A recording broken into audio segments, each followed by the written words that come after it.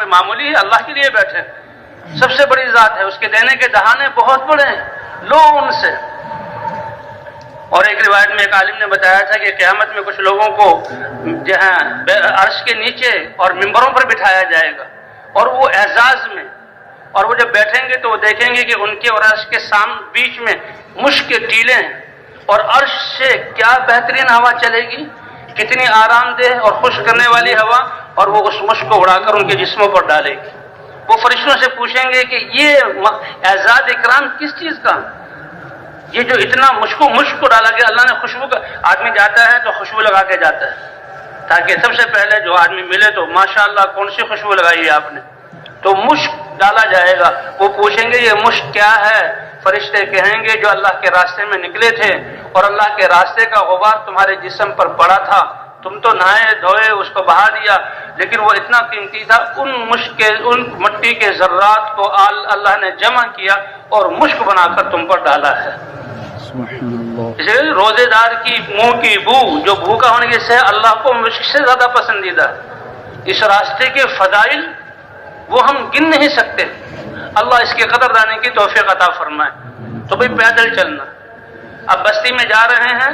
مسجد کی طرف جا رہے ہیں، ساتھیوں کو جمع کر لینا، پھر مذاکرہ کرنا، یاد دہانی بار بار کرانی ہے، کہیں شیطان ناشکری والے الفاظ نہ کہلا دے۔ یہ تھکن، یہ بھوک، یہ درد، یہ بہت بڑی نعمتیں ہیں، اور انسانوں کے، لاکھوں انسانوں کی جہنم کی تکلیفوں اور بھوک اور پیاس سے بچنے کا ذریعہ ہے، اور ہماری دنیا اور آخرت کی تکلیفوں سے بچنے کا ذریعہ ہے، یہ معمولی نہیں ہے۔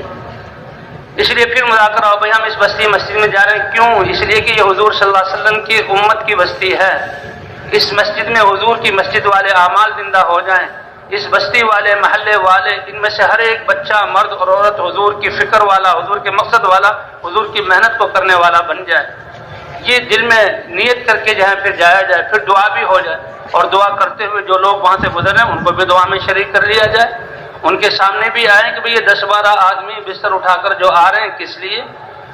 یہ ہمارے اس نفسا نفسی کے زمانے میں اور اس پریشانیوں کے زمانے میں یہ گھروں کو چھوڑ کر نکلے ہیں، اور ہماری ہمدردی اور خیرخواہی، اور ہمیں جہاں اتنے اونچے منصب پر کھڑا کرنے کے لیے آئے ہیں، تو وہ ہمارے نمائندے بنیں گے، ان کے دلوں میں اللہ ہماری محبت ڈالیں گے، ہمارے پہنچنے سے پہلے وہ ہمارا پیغام وہاں پہنچا دیں گے۔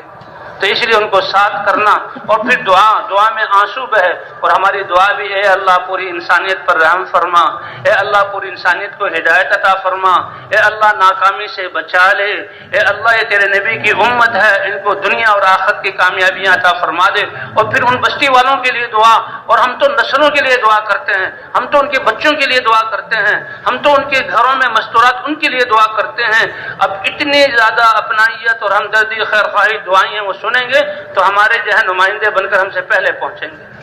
اب راستے میں چلیں تو راستے کے آداب کہ ایک طرف ہو کر چلیں، اگر راستہ کھلا ہے تو 2-2 ساتھی ہوں، اگر راستہ تنگ ہے تو ایک ساتھی ہو جائے۔ نظروں کی حفاظت کرنی ہے، کیونکہ دل میں اللہ کو سمانا ہے، اور شیطان گھات میں لگا ہوا ہے کہ یہ نظر شیطانوں کے زہریلے تیروں میں سے ایک تیر ہے، اور جس چیز کو دیکھے گا نکلا اللہ کے راستے میں ہے، اور سالوں کی غفلت اور کی تہوں کو نکالنے کے لیے یہ اللہ کا ذکر کر رہا ہے، دعا پڑھتے ہوئے جا رہا ہے، بلڈنگ دکھا دی سب ختم، اب اسی بلڈنگ کے بارے میں سوچ رہے ہیں، کوئی گاڑی دکھا دی تو سارا جہاں اللہ کا دھیان ختم، اور اسی گاڑی کی طرف، اور پھر نماز میں بھی ان چیزوں کا دھیان۔ تو شیطان نظر کے ذریعے ہمیں کتنا دور لے جاتا ہے۔ جی ہاں، کوئی سڑک دکھا دی، کوئی منظر، اس لیے نظروں کی حفاظت کرنی، اور ان چیزوں کو دیکھ کر کوئی ان چیزوں کی عظمت اور بڑائی آئے اور دل اس کی طرف متوجہ ہونے لگے، اللہ کے دھیان کو چھوڑ کر اس کی طرف، تو فوراً استغفار اور توبہ کریں، اور اس چیز سے توجہ ہٹائیں، اور کہیں کہ یہ دنیا کی حقیقت، چند سالوں پہلے یہ سب کچھ مٹی تھا، اور چند سالوں بعد پھر کھنڈرات بن